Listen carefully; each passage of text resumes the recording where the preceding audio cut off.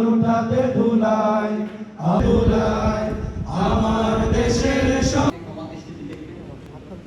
প্রবাসীদের যে অবদান, হাজারের উপরে 1400 ডিক্লেয়ার ছিল।